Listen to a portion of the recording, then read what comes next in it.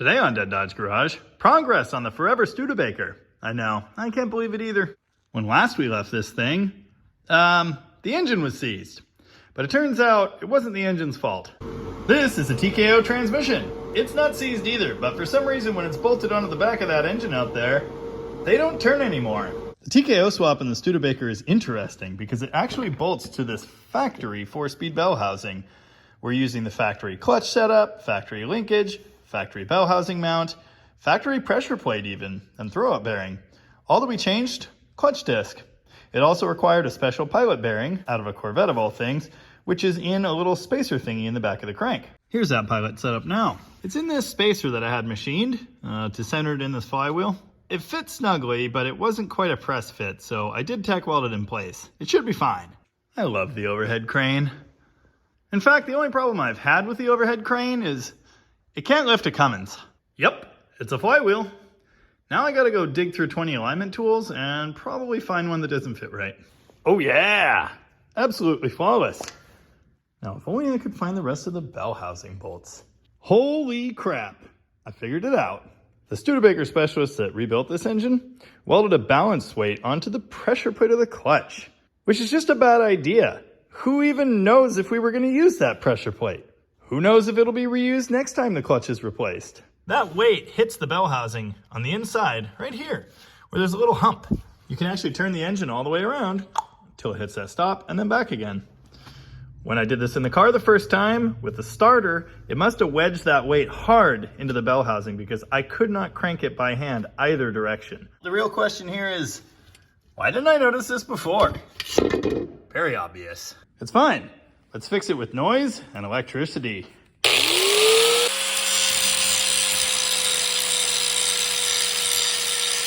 Fixed, I think. This actually isn't the first time I've had to grind down bits in a bell housing.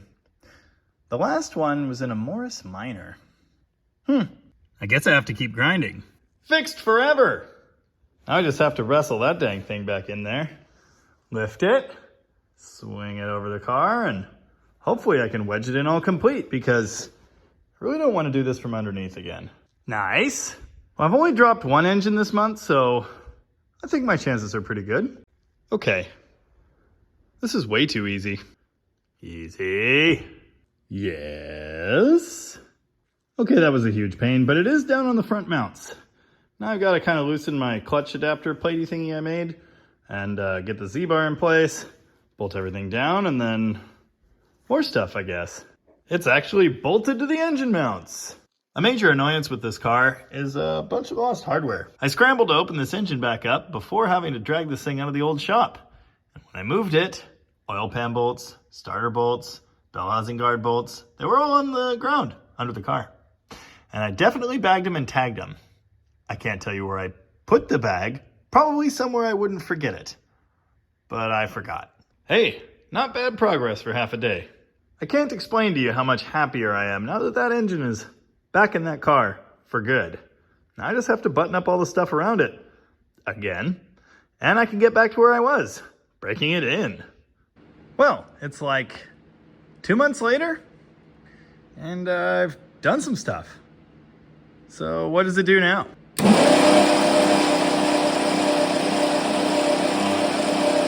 It even made oil pressure. Yay! Now I just have to do everything else again. Well, it's a lot of weeks later, and things are happening with the Studebaker again. Have I already apologized to Dave in the course of this video yet? I probably need to do that several times. Anyway, sometime between when I started this video and now, I was successful in getting the gold truck that's been stuck behind this thing running and driving again after a really long time. And that was great inspiration to just get this damn thing done too, so here we are. Studebaker update. I redid the clamp for a second time on the lower hose, and it seems to be holding. Added a second one to back it up for fun. So now I'm adding coolant, which is wonderful, except that, well, all I had for coolant was like 17 mostly empty jugs of new coolant. So, I'm stuck again. I just hope it stays in the radiator this time.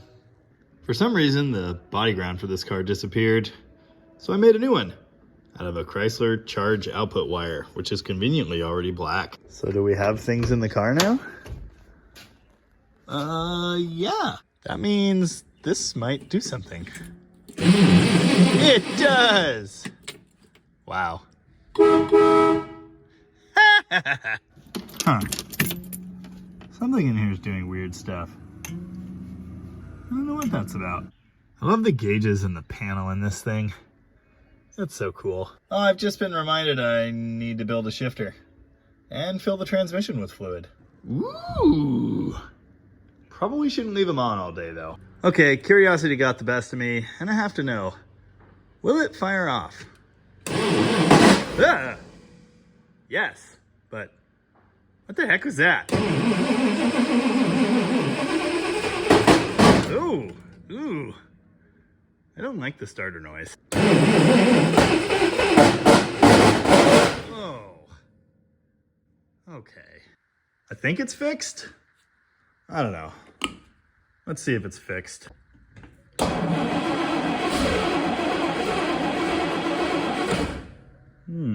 Random timing stab.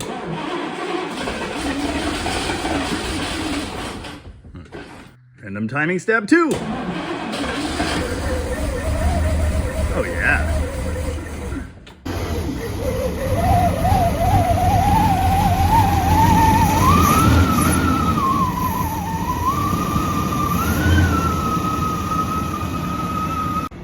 Yeah, that's gonna fix everything wrong with today. Holy crap, it ran. But I happened to notice during starting attempts that there was red oil dribbling out of the carb hat, which I just had off for priming. That red oil is the internal oil from the supercharger. It's still reading over half full on the dipstick, so that's good. But apparently there's a sealing problem in there. The supercharger hasn't been used in 5 years. I have periodically turned the pulley, just trying to make sure it stays happy, but maybe not enough. Anyway, in the meantime, I think I should probably be breaking the engine in NA anyway, so I'm gonna pull the supercharger belts, and then we'll start it again. Again!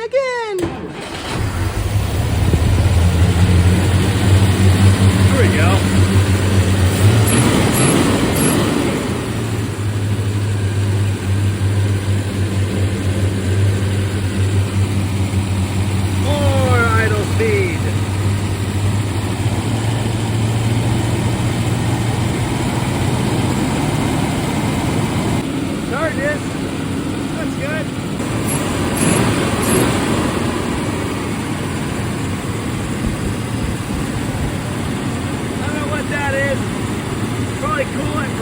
The heater line. Nice oil pressure. I like it. Listen to this thing. This is awesome.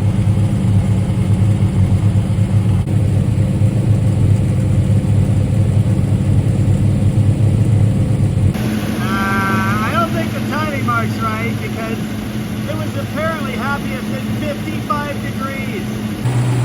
The temperature gauge in the car doesn't work, but Mr. Infrared thermometer fixture thingy says we're good.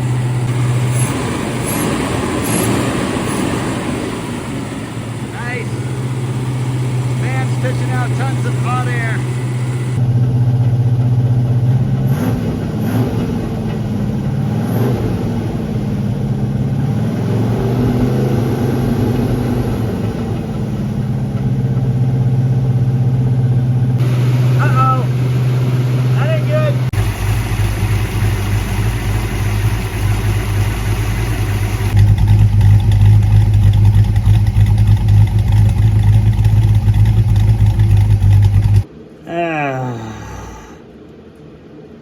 I don't know where that's coming from. Freeze plug? Something bad?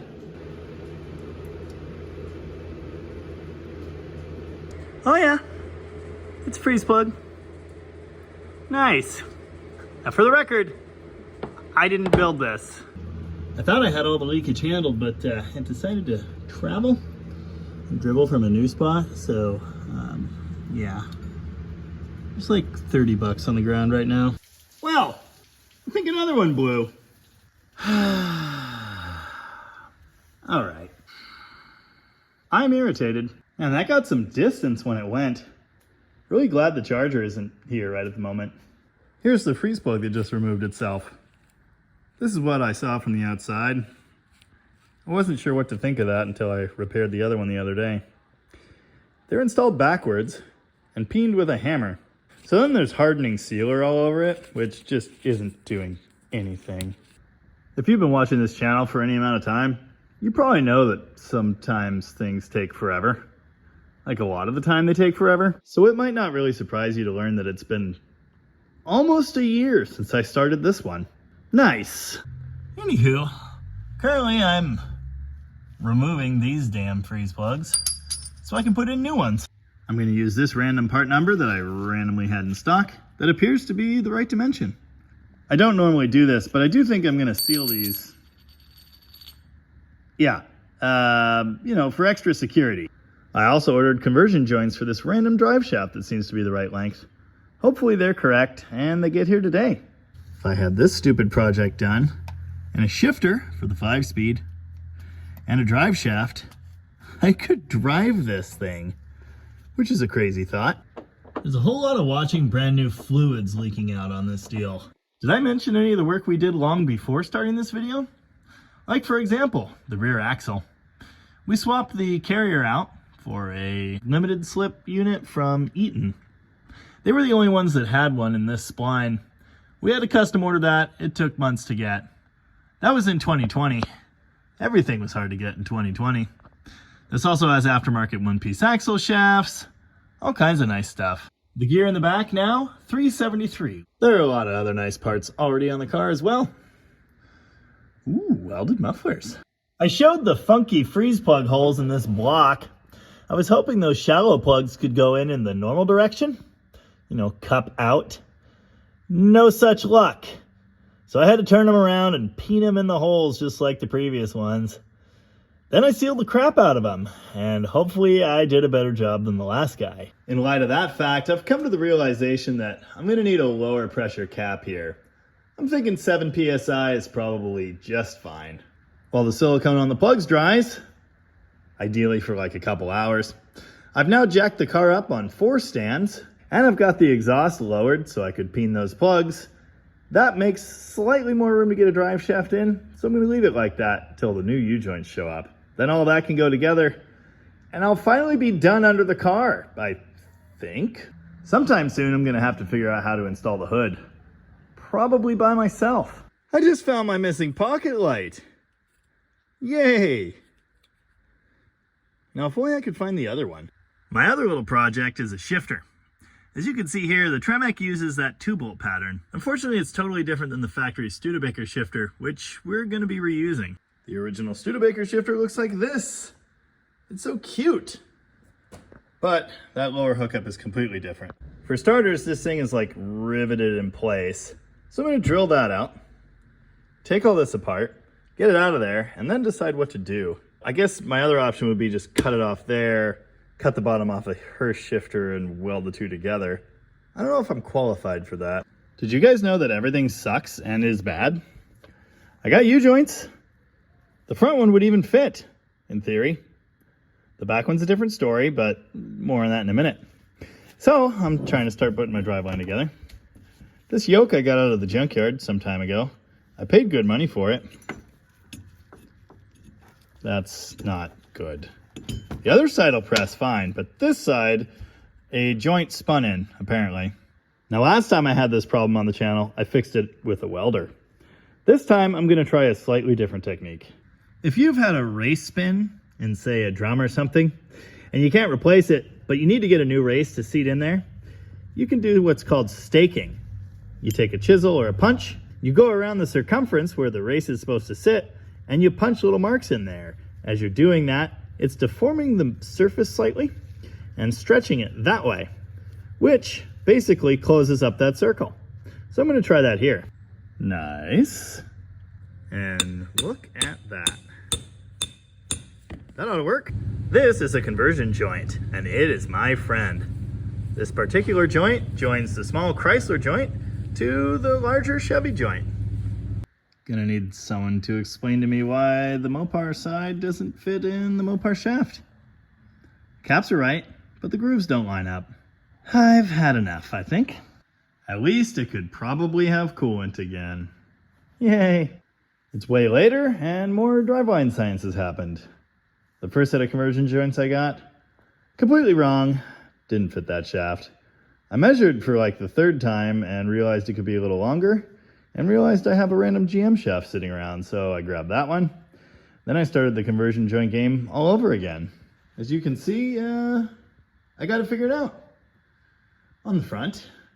The back's a different story. For some reason, the yoke on the axle is a really weird size. That might be a problem. Might have to change the yoke. It's fine, it's just brand new. Nothing about this has been fun or easy. I don't know why. Well, I almost can't believe it. But there's a driveline in the Studebaker. Wow! Yoke engagement looks good. It can go in a whole inch pretty easily.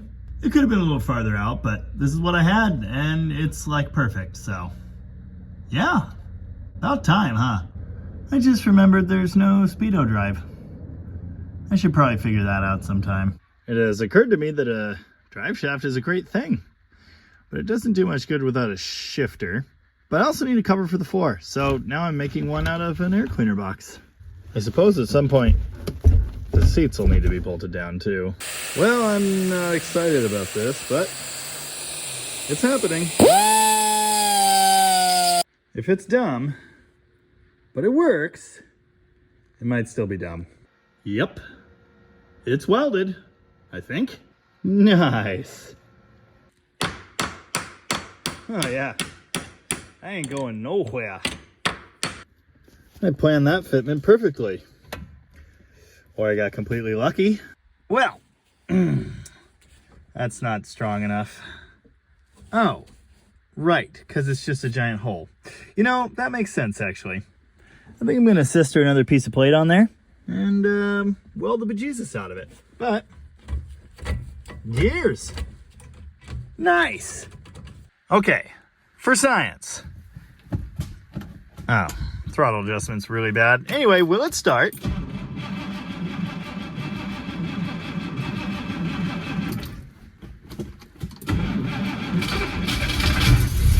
Yes.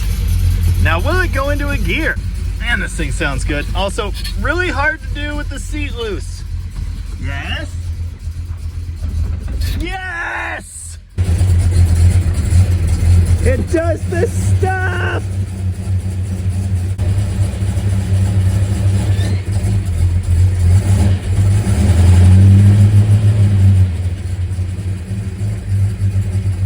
I can't tell you how excited I am to never see this car again.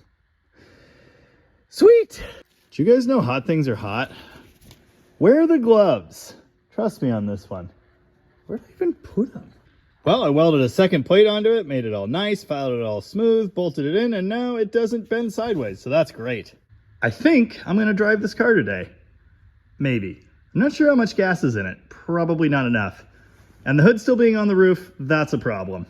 But we're getting places. What? It's got a hood. Who's ready for greatness? Are you ready for greatness? Ready.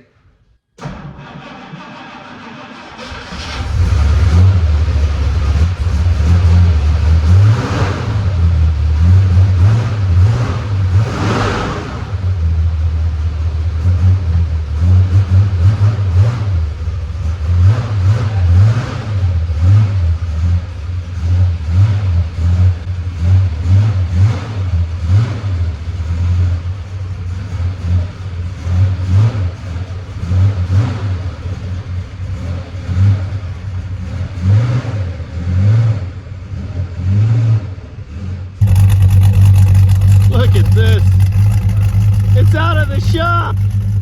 I don't even know how long it's been since this thing ran. Is it 5.5 or 6.5? A long time anyway.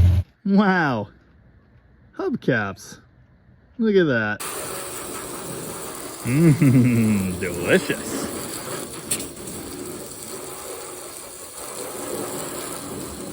This is gonna take a while, isn't it? Well, it's wet. Man, it's really jerky. The supercharger wants to do supercharging. So it's really hard to be easy on the throttle. I never drove this car, ever. It came in on a tow truck. I started it once and took it apart. And that was like 6 years ago. So this is interesting. The brakes are locking up, the throttle's super touchy, the idle keeps changing for some reason. Obviously, it needs some work, but it moves. It's amazing. Did I mention the seat is not bolted down? It's not. Wow. Oh, it wants to be fast. This is terrifying. There doesn't seem to be any accelerator pump. That's not ideal. But it runs and it moves. It's amazing. It's really not very fun to drive like this. So, yeah. Can't wait to see what it can really do. Of course it got dark. It's terrible. Look at it. It's outside. I can't even believe it.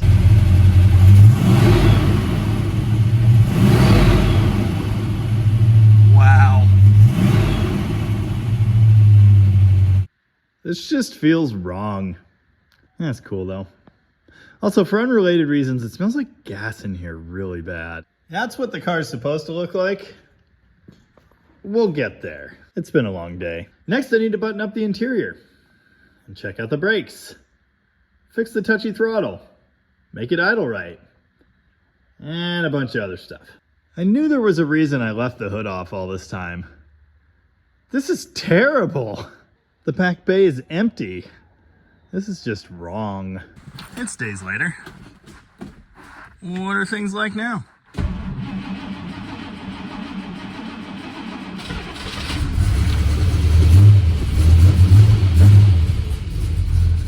Interesting. I hate this car. I hate it. I really don't like it. I am tired of looking at it. And I want it to leave. I think it's out of gas too. I'm just straight up not having a good time. I mean, it wasn't even warm. It had run for like 30 seconds when it popped out. At least it moves. And it looks pretty good. Still needs a real bath though. At least I got some help with the mess. She's in her jammies for some reason. We're gonna need some more kitty litter. Mm-hmm.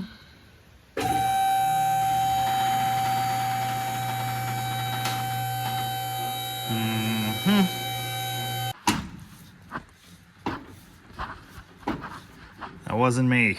Yeah, it's raining inside the shop now. That's just great. Yeah, I just don't like anything about this. You see that little shelf in there? That's what makes using normal freeze plugs impossible. Every one I put in is leaking. Just like the last ones the other guy did. All right, it's pretty cool. If you spend a little time perusing the various Studebaker resources on the internet, you'll find there are 3 options for freeze plugs or core plugs in these early blocks. 1, a steel disc, or a brass disc, whatever. That's what I put in there. Same thing the engine builder did. Didn't work either time. 2, a bolt-adjusted, expanding brass plug. That's great, but they don't exist anymore, and they're $50 a piece to get through my local parts supplier. So then it's on to option C, as in crap. I really hope this works. Unfortunately, I didn't read the important sentence on that internet resource that said, hey, to fit past that inner land, you need 1 1/4 inch plug. So none of these that I ordered are gonna work. Great. Ah! I tried to carefully remove the coolant drain plug on the other side. How do you suppose that went? Yeah. I'm not a fan. To get to these freeze plugs on the driver's side, I had to pull the starter for the 5th time. Wonderful. Well, it's a new day. Again. And as you've seen, nothing with this project has gone the way it's supposed to. But it's here on the 2-post lift, and I'm going to try and get some freeze plugs in this thing. Come hell or high water, I want to drive it out of the shop this week. And as you can see, the high water's coming, so I guess I got to get on it. Word to the wise, when building a shop, ideally you want the concrete to like not slope inward. You kind of want it to slope the other way, if at all. I just tweaked my back opening the door. Today's gonna go great, obviously. I did something I rarely do, which is start editing this video before it's finished. I noticed that the way I speak on camera has changed a lot in the last year. It's entertaining, for me anyway. Thank you. It's deja vu all over again. It's occurred to me that the average viewer of my video, you know, a Mopar guy, won't really know anything about the Studebaker V8. So let's take a second to talk about that. Basically every problem with this engine is inherent to its design. Like this stupid freeze plug setup, for example. And the fact that there's no real oil filter. General Motors rocked the American automotive scene when they introduced the first mass-produced overhead valve V8 engines in the late 40s. Studebaker was a wee little underdog at this point. They went over to General Motors and said, "Hey, can we please copy your notes?" And they said, "Sure, no problem." So they got a look at the then new Cadillac and Oldsmobile overhead valve V8s. This engine is basically sketched off of one of those, except they cut a lot of corners and tried to be very cheap. The Studebaker V8 has old school coffee can pistons. It has tiny valves, terrible valve spacing, itty bitty bores, and a humongous and heavy engine block. 289 cubic inches was the final size, despite the Oldsmobile and Cadillac growing well over 400 cubic inches. That's why Studebaker ended up using these superchargers, to try and make up for that lack of cubic inches and breathing potential. Now some Studebaker enthusiasts will pop in and say, you know, they didn't have a choice to be cheap. They didn't have money to throw around like the big three. And that's absolutely correct. Kind of did the best they could. A Studebaker enthusiast might chime in to say this technique can work too, painting those plugs in there and sealing them. Well, it didn't work here twice. The first guy used shellac, I used Right Stuff. I did read on the internet that maybe Loctite? I don't recommend it. I don't recommend putting the rubber plugs I'm about to install in either. You know, if you can avoid working on a Studebaker at all, maybe do that. Did you know that Snap-on claims their screwdrivers are not pry bars, chisels, or punches? Shows what they know. I got the last plug out, but like, where did it go? It vanished into thin air. Yay! I finally got plugs that fit.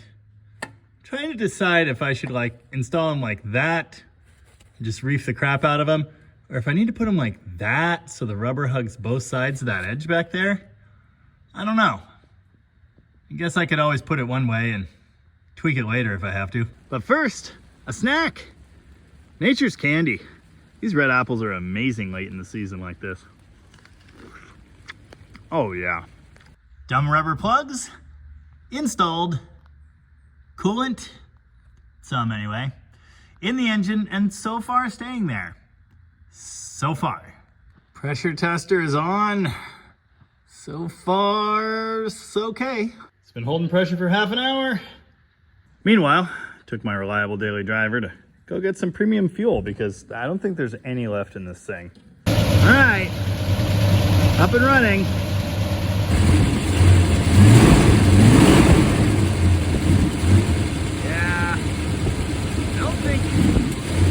The accelerator pump is doing anything.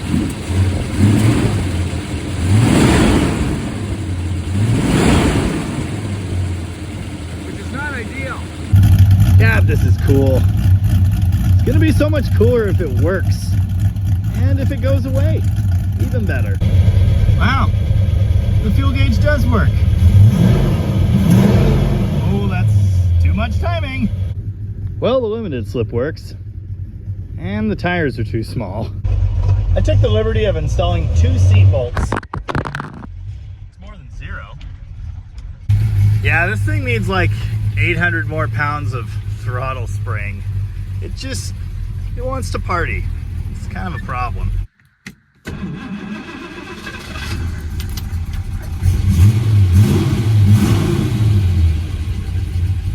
Well, I've set it to factory Studebaker timing specs for the R2 engine, which are basically complete gibberish and voodoo. But timing it by ear certainly wasn't working. Hopefully this is safe. Let's find out. Because I had to back the timing off so far to get it at least kind of sort of close. And yes, I did verify the timing mark is correct. It's back to where it was. It's right on the raggedy edge of barely running. And then when the vacuum advance kicks in, oh, hello. And then it slowly goes away again. If I turn the idle up higher, then it's in the vacuum all the time. And it idles at like 1400 RPM. And that's not good either. Now, it seems pretty important for all involved parties to recognize that I don't know the first thing about tuning a supercharged Studebaker. Like at all. I don't know how it was set up before. I never drove this car, ever. Okay. That's a good start. No pinging, and a good bit of power. This thing does have full throttle if you really, really reach for it. I won't be doing that. Well, okay, maybe a little. I need a little bit more clutch disengagement, which unfortunately isn't really possible.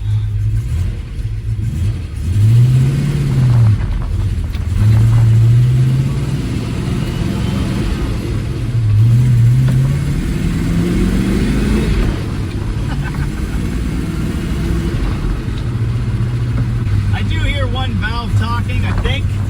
Probably gonna have to adjust those again. When the engine came from the builder, they had like 1/4-inch gaps. I really wish the temp gauge worked. Whee! Still need to finish knocking all the rust off the brakes. They're terrible. Sometimes still sticky.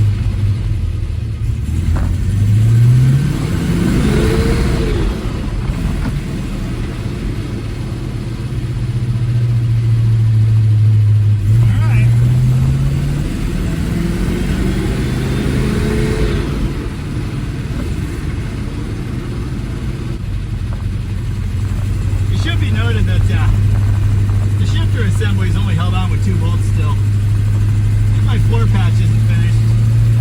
And I haven't done the carpet yet.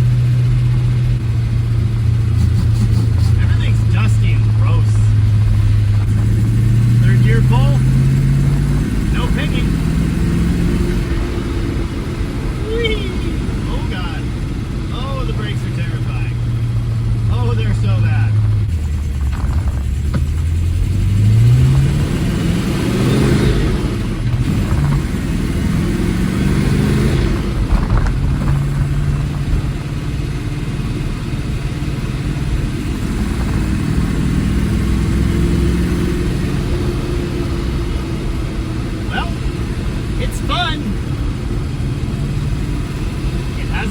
Yet. That's the good news. I never did get to 5th gear. We'll definitely have to do some more testing, you know. Oh man, those brakes aren't. What's interesting is front left seems to be the only one doing anything, and I happen to know that someone put some oil in the front left brake for various reasons.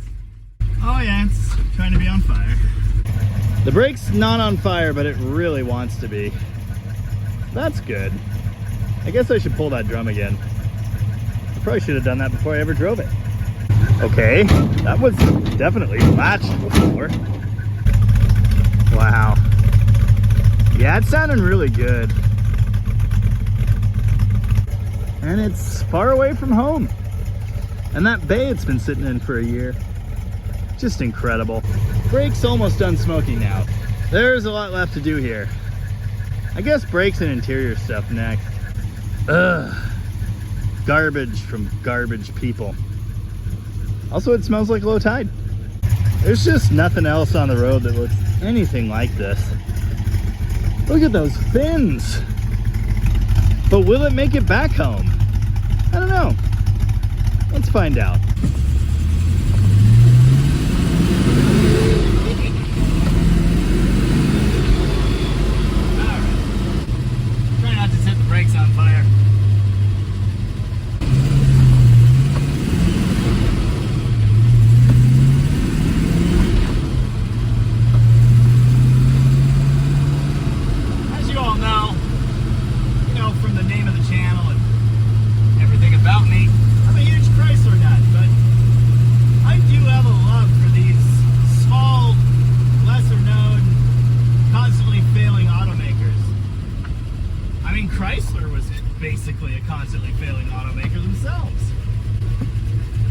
think these cars are interesting.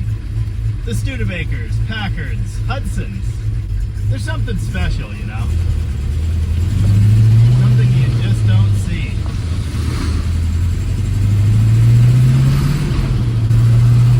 Well, the good news is, with the timing adjusted correctly, it is now actually drivable. I really enjoy this. This is fun. We did it! And nobody died.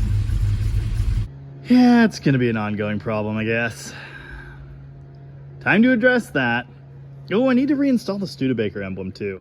Man, what year is it?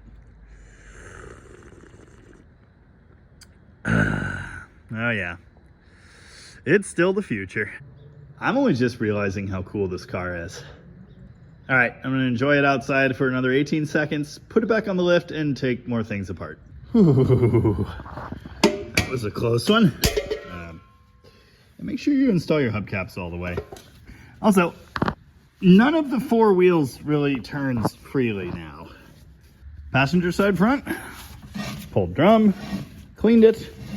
I think everything's fine. Well, the spindle nut's still out. But when it's lined up right, it spins great. This unit, it doesn't want to come off. Super fun story time. Front left brake. This car sat in our old shop for years. We would occasionally have shows in there, and for each one of those, we'd have to push this car outside. The last time we went to do that, this wheel would not spin. Now, desperation is a foul cologne, so naturally, we grabbed a can of WD-40 and sprayed it inside the drum, and it worked. But, I think that's what's, like, soaking into the brakes here. Of course, I later learned that WD-40 actually invites moisture to nice machine surfaces and creates rust. So that's cool, too. Who's thirsty? Did I mention that whatever they pack these bearings with is like nasty, disgusting, and barely grease? You know, I've been joking for a while about growing my own revival projects in-house. This isn't far off of that. At least it was sitting inside, that's the good news. Yay! But I wonder if the brakes are any better.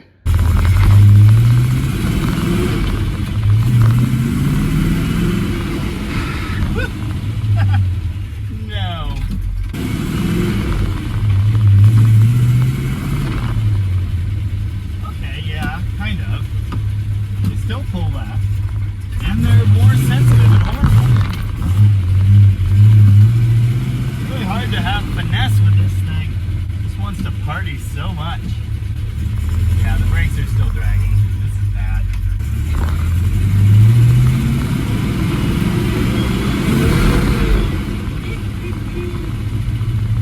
Rolling burnouts. That's cool. Okay, the brakes do at least kind of do stuff. It's better. No question it's better. Whee! Oh yeah, I just remembered I'm breaking in a new clutch too.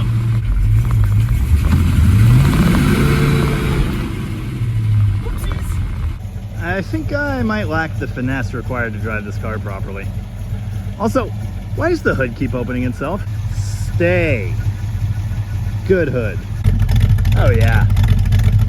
The 61 Studebaker is pretty much just a rocket that operates on land. Winter sucks. It gets dark way too early. It is pretty though. So there's that. It might not be charging anymore. The lights are brightening. Huh. I don't know what to think about that. Please make it home. This will be a really bad place to break down. And even though I cleaned the brakes, I don't think I'll be able to push it. The headlights look great in the camera, but in person, they do not. You know, I've driven a good few vehicles that want to slide around when you shift into second, but it's really entertaining that this doesn't. This classic styled rocket looking thing. It's ridiculous. It's a no, gang. Also, I topped up the power steering fluid. It's untopping itself up, so that's great. Mystery solved. Oh God. Nope, nope, nope, don't do that. Come on. Yeah, so that should help. Yeah, that one's on me. That's my bad. You know, the heater actually works quite well. Although it's kind of weird and built into the floor. Burning smells. Well, that's not a hot break. That one's also fine. Yeah. Okay, it's that one. Of course, it's been sitting for a few minutes while I figured out the alternator thing, but I tightened the adjustment on rear left because the drum was actually super loose. Well, now it's too tight. All right. This isn't bad. Drives nice. Once you figure out how to operate the throttle with just like one toe, that's fine. And the brakes actually do something now, so I'm pleased with that. That's not to say they're amazing. They're still drum brakes, but you know, they do stuff. Aw, now it looks like a happy face. If you're cruising along at like 30 and you pull down into second and let the clutch out with gusto at the same time as hitting the throttle, this thing will break the tires loose, at least when it's wet out. It's kind of cool. This is not so cool. That's disgusting. The supercharged Studebaker is no supercar, but man, it is fun. It's impressive. And most of all, it's no longer broken. There are treasures up there. Next on the agenda is to finish the floor and shifter stuff. That way I can install the new carpet, bolt the seats down for good, and put this nightmare behind me. I need a shift boot. That factory unit is not going to work because of how tall all of this is. I was really hoping this A-body unit would work because I am a Mopar guy after all. Unfortunately, even that isn't tall enough, so back to the drawing board on that. Back in the bad old days, you could walk into any parts store and they'd have an array of shifter boots to choose from hanging on the wall. But this is not the bad old days. This is the now times. So I had to order 4 different ones and hopefully one of them fits. You may or may not have noticed this missing Studebaker badge. That's because we slightly broke it off the first time we put the hood back on the car to move it. So we got a new one on eBay. But between 2 badges, we had exactly 1 clip. So I made some out of some female spade connectors. I'm sure that'll be fine. Better than the goop that was holding the old one on anyway. Yay! Ooh, look, treasure. Yeah. All right.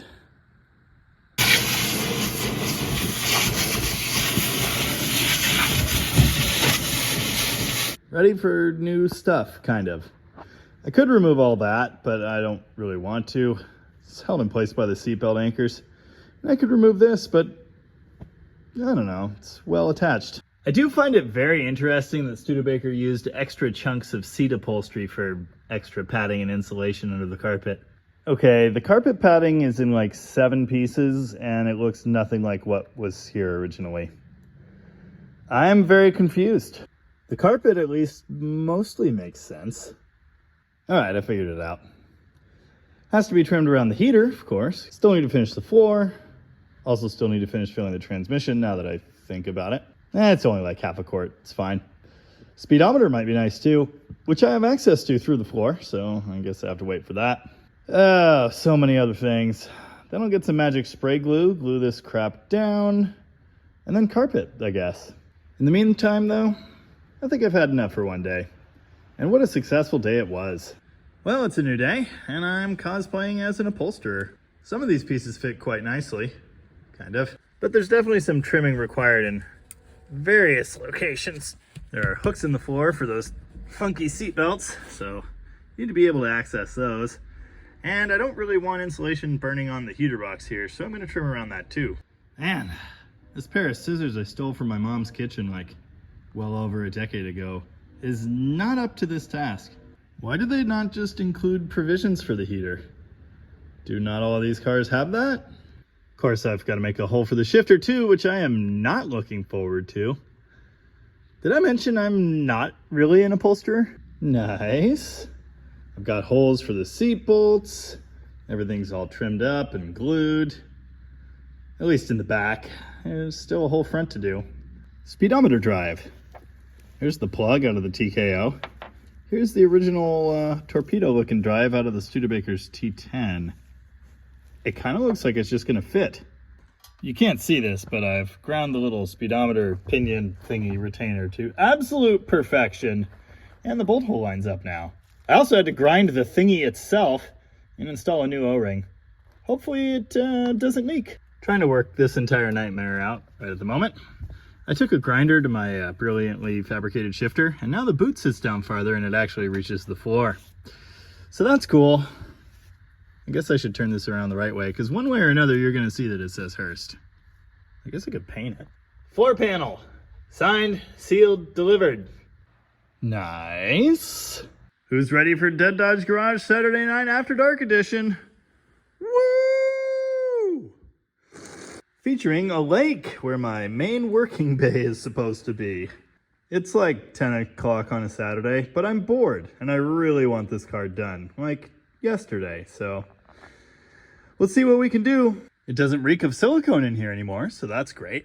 I need to finish trimming the carpet for the high beam switch, the throttle pedal pivot, around the other pedals, and probably some more stuff I'm forgetting. Yep, it's trim. Unfortunately, the new insulation and carpet is thicker, so it barely fits. I managed to fudge the other side, but this side, no way. Couldn't start the screws. I had to do the delete on like an 1.25 inch wide strip of it. Nice of them to make it like perfectly form fitted out to that line when it actually can't be there. I actually have a blister from all the cutting. Wish I had better tools for this. Problem: when I drop hardware, it lands in a lake. Yep, it's a shifter boot. It's also upside down and backwards, and one of the screws isn't doing anything, but I don't want to talk about it. Punching holes in carpet.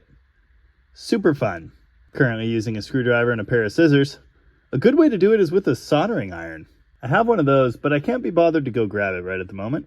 Ooh. Nice. Needs bolts. I got one bolt in. So basically it's done. Seriously though, this thicker insulation is terrible. It's ruining everything, and all but one bolt are basically too short now. Oh wow. I knocked all the dust off stuff. It looks kind of decent, except for where it doesn't. It looks like a car again. For the first time in forever. This is too nice. So much tuck and roll. Now there are 0 bolts attaching the passenger seat, and it can be adjusted somewhat. But sitting where it looks like it mostly wants to, the shifter slightly touches it. That's just gonna have to be fine. I can't move it. The Studebaker seat brackets are actually very adjustable, so I will be able to move it to the outside of these slots and scoot it back as much as possible. I'm sure it'll be okay. This is really cool. I'll tell you what. I'm gonna do us all a favor and end this video here. The darn thing's almost done. It's close enough, I think. The engine runs. It runs great. It's kind of sort of tuned. It makes decent power. It goes down the road and all the fluids are staying in it so far. The brakes mostly work again. The broken emblem is unbroken. And the interior is an interior, mostly. I'd love to sit in there and make vroom noises, but my feet are kind of wet. So instead, I think I'll stand over here, work on a celebratory frosty cold adult beverage. And as usual, thank you for watching. I have a strong suspicion that this video will not do well at all, because that's what happens with these projects that I put tons and tons and tons of time into. People just don't, they don't care. Also, it's not a Dodge, so there's that. If there's enough interest, if we do see this car again, I'll probably be test driving it to Olympia, because it's kind of important that it can do that.